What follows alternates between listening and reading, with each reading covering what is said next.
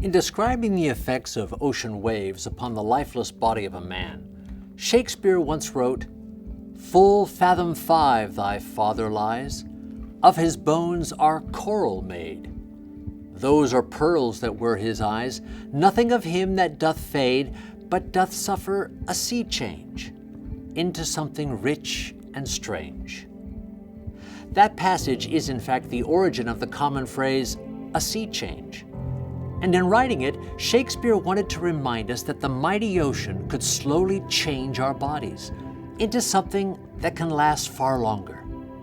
The body of a man could be changed into something that, while still recognizable, was fundamentally different, something that would be more beautiful and valuable.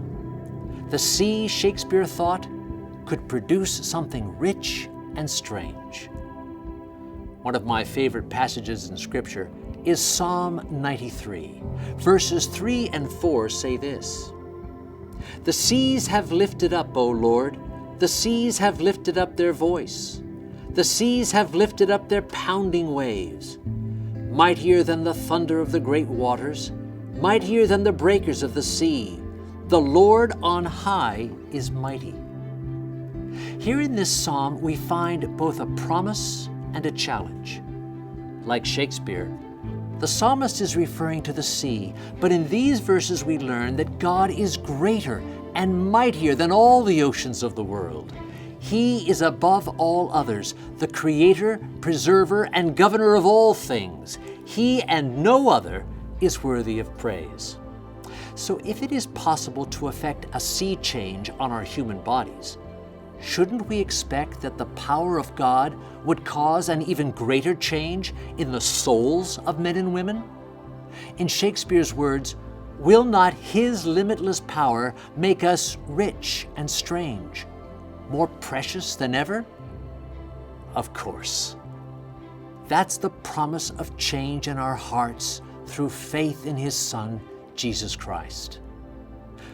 But where is the challenge here, you say? Well, that's found in our response to the promise itself. After all, this is a descriptive psalm. It doesn't call upon us to do anything, but it implicitly invites us to pause, to reflect upon, to ponder, and even to enjoy the imagery. The psalmist asks us to linger in the presence of God's power and goodness. He's certain, I think, that even a few moments of introspection will be enough to prompt us to respond in joyous submission to Him. That's really the essence of a covenant.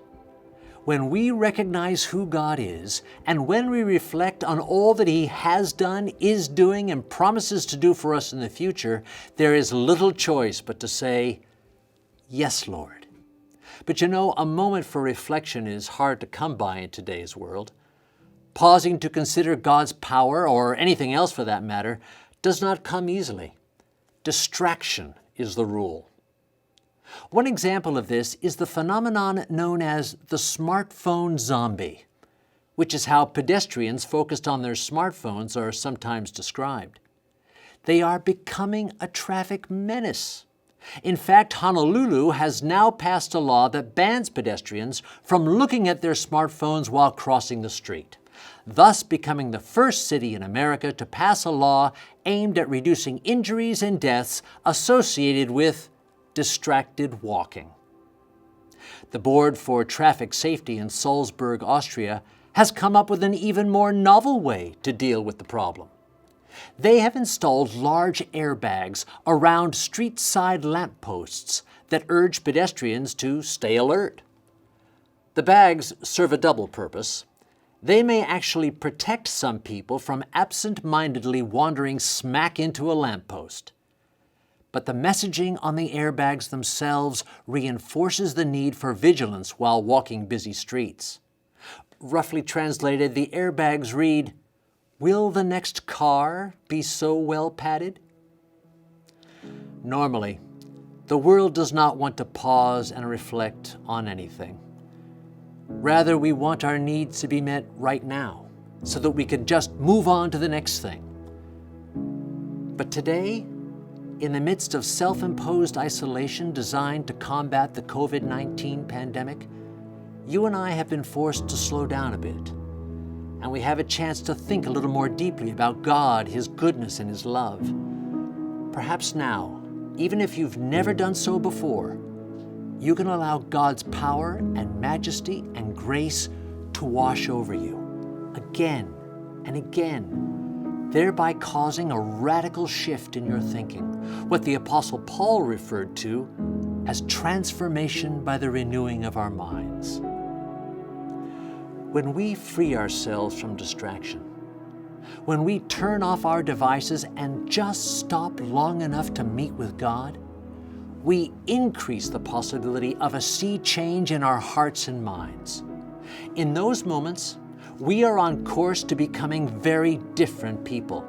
Recognizable, yes, but also changed and far more precious. We become a covenant people.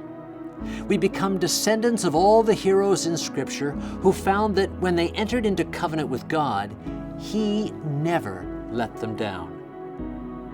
And He won't let you down if on this Covenant Sunday you say yes to Him. Of course, all of this is reminiscent of the words that the founder of the Salvation Army, William Booth, wrote so long ago. O boundless salvation, deep ocean of love, O fullness of mercy Christ brought from above, the whole world redeeming, so rich and so free, now flowing for all men, come, roll over me. Let God's presence just roll over you, and you'll have taken the first step to discovering the joy of covenant. God bless you.